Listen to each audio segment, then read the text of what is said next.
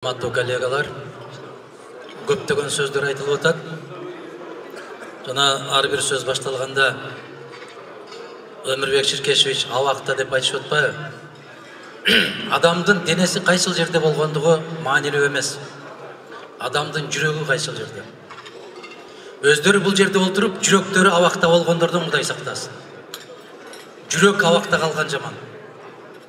Адам деңиздин астында болобу, жасманда болобу, кайсы жерде жүрсө дагы жүрөгү эркин болуп, каалаган сөзүн айта албаса, каалаган пикирин айта албаса, жетеленген малдай болуп жүргөн, өткөргөн өмүрү бул өмүр эмес. Кыска өмүрлөр болот, кыска жасаган жумуштар болот. Мына ошол тарыхта жарык этип жанган жылдыздай болуп кала берет. Ошондуктан жанагы абакта жатат, аякта жатат, биякта жатат дегендерди мен айтам да, адамдын жүрөгү эркин болсо, ал жашоонун рахатын сезе берет. Кайсыл жерде экенине карабастан. Мен баарыбызга кааларым ушул: жүрөгүбүз эркин болсун. Ар бир нерсени убагында айта билели.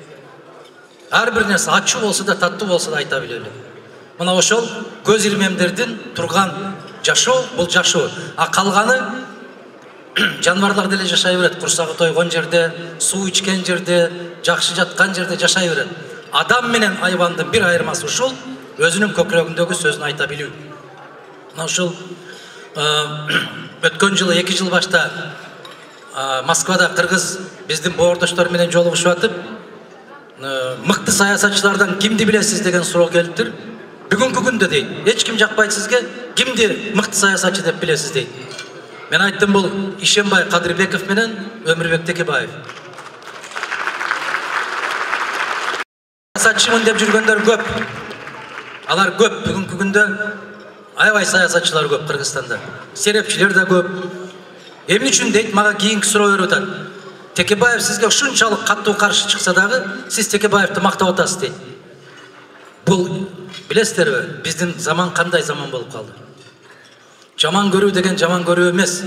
Жаман көрүү көз караштардын кагылыштары, позициялардын ар кандай болушу. А инсан катарында сурап атпайсыздар сиздер. Мыкты саясатчы ким деп сурап атасыздар. Ошондуктан ким болсо дагы, маселен, сабатсыз досуңа караганда сабаттуу кайчылаш пикирде жүргөн киши мен үчүн эң кымбат киши ошол. Бул ушул позиция куттуу болсун. Айгүл дайым жакшылыктардын үстүндө. Мен жана айттым, Алла аман койгон болсо, алдыда көптөгөн жакшылыктар бар. Ошол жакшылык күндөрдү баарыбызга жараткан Алла бирге көрсөткөндү насип кылсын. Рахмат. 60 жылдык той куттуу болсун.